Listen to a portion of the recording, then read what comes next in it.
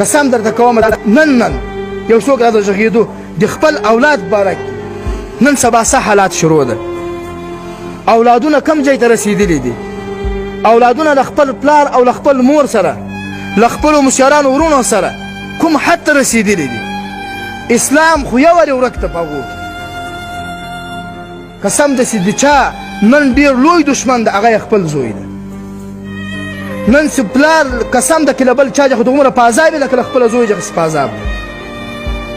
دا وجه دا ده چې که دغه بچي یو له دین سره محبت وایي، که دغه بچی یو له قرآن سره محبت وایي، که دغه بچي یو د خپل لمونځ په پابندي باندې کولی، بیا به له ده څخه دا سرکشه نه و جوړ سوی. که دا یو د الله کور ته راتلی، بیا به دا سرکشه نه و جوړ سوی. نن چې دی سرکشي کوي هغه دا ده د خدای له دین سره یې مقابله شروع کړې ده.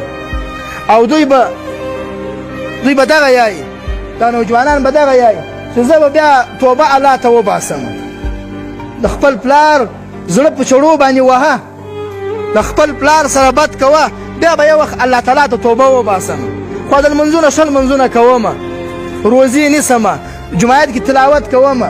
زه ګوره دا کتابي ده نه ده بلکې حدیث مبارک ده. د خدای په ذات مې قسم ده چې د ورځې 15,000 وارې قرآن شریف ختمه یې که خدای معافي درته وکړي چې خپل پلار نه یې معاف کړی، چې خپل پلار ازار درته وکاو. د خدای په ذات مې قسم ده چې 14,000 وارې حج ته ولاړ شي الله په والله که معافي درته وکوله تر څو پورې خپل پلار نه یې معاف کړی. خپل پلار د لوی په کور کې درجه بې قدره ده. د خپل پلار عزت نسته.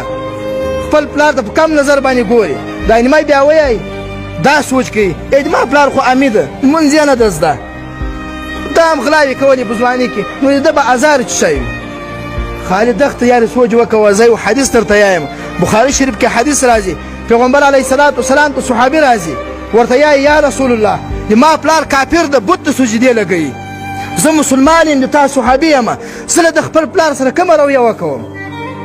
پیغمبر اسلام ورته یایي په تا باندې دغه کافر پلار عزت او احترام داسې فرض ده لکه د مسلمان پلار چې در باندې فرض ده. بیا تاسې پلرونه خو الحمدلله کافران خو نه دي، بت ته سجدې نه دي لګولي. چې پیغمبر علیه السلام د کافر پلار د عزت او د اکرام امر ورته کوي، د تا به بیا څه حال وي. ما بیا غورځېدلی وي، مولوي صاحب ما ته دعا وکوه، مولوي صاحب ما ته دعا وکوه، پیر صاحب ما ته دعا وکوه. زه ګوره دا خبره ته کوم ما یې ملایان یې کوي نه ما یې نه کوي. ما د قسم د ملا ته ورځه، ما قسم د پیر ته ورځه، ما قسم د فقیر ته ورځه، ما په زیارتو باندې ګرځه. داسې نه ده زه وابي یم. قسم د خپل پلار عزت شروع که او د خپله پلار څخه دعا وغواړه. تر 10 ملایانو کسانه په هغه خوا باندې ده، تر 10 پیرانو کسانه په هغه خوا باندې ده. د خپل پلار په حق کې خو صحیح احادیث راغلي دي الله دعاوې قبلوي. تا خپل پلار د لې ير کړی ده په نورو ملایانو پسې منډې وهي، خپل پلار د ير کړی په زیارتو باندې ګرځي، خپل پلار د ير کړی د پیرانو باندې ګرځي. د خپل پلار کې هر څه شته، په خپلې مور کې هر څه شته. د خپله مور څخه دعا وغواړه، د خپل پلار څخه دعا وغواړه، د خپل پلار عزت او قدر وکوه. الله رب العزت په دې تا هم عزتمند کړي. داسې الله تا ته خپل اولاد درکوي، هغه اولاد له وجې به تا هم هغه اولاد به بیا تا ته عزت درکوي.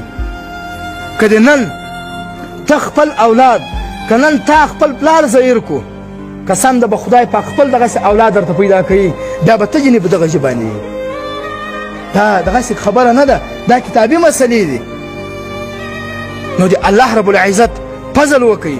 موږ خو دا دعا کوو چې یا الله رب العزته دغه نوجوانانه طبقه ده د اوس زمانې والا الله موږ چې ورته ګورو په ډېر غلطه لار باندې روان دي، دومره غټ ګړنګ ته برابر دي، دا شیطان په مخه کړي دي. قسم ده چې سر یې خلاصېږي، چې سر یې خلاصېږي بیا به له ډېره لوی هلاکت سره مخامخ شوي. الله رب العزت وخت در کړی ده، خدای موقع در کړې ده، خدای هم راضي که، خپل پلار هم راضي که، خپله مور هم راضي که، خپل مسی ورور هم راضي که. دا کور کې یو مسی ورور وي، دغه نور کله په کم نظر باندې ورته ګوري. زه بیا احادیث درته یایم، پیغمبر اسلامي حق خبیر الاخوة على صغیرهم که حق الوالد على ولدهم. پیغمبر اسلامي د مسی ورور حق په کس ورور باندې دا رقم ده لکه څنګه چې د پلار حق په زوی باندې ده. نن په اکثرو ځایو کې موږ لیدلي دي په مشرانو ورونو پسې اکثران خاندي.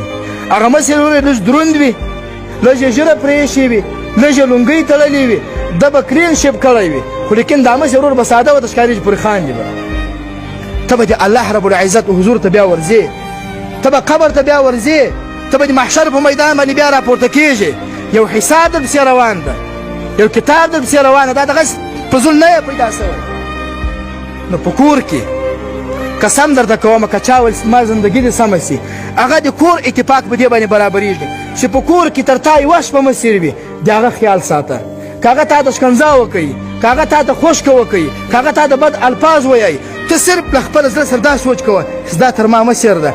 که زه یو ملګري ورباندې ولیدلمه، هغه ما ته پیغور هم نسي راکولی چې تا د ورور شکنځا وکړي، تا ولې غږ نه ورته کوو؟ څوک پیغور ورکولی سي؟ پیغور هم نسي راکولی. ته د ده خیال وساته. الله رب العزت به هغه کس تر تا کسر د کم ورور، هغه به الله رب العزت تا د خپله باندې پروردګاره بیا ګرځوي. که د خپل مسې ورور ته لاس ور واچاو، یاد یې وساته کسان به تا د کسې ورور هلټېږي، ستا د ګرېوان کې لاس سره اچوي. لیدلي به مې وي، موږ هم الحمدلله لیدلي دي، خلک هم لیدلي دي. چا چې پلار وهلی ده، خپل زوی کسانه پرې راټېدلی پلار یې وهلی ده.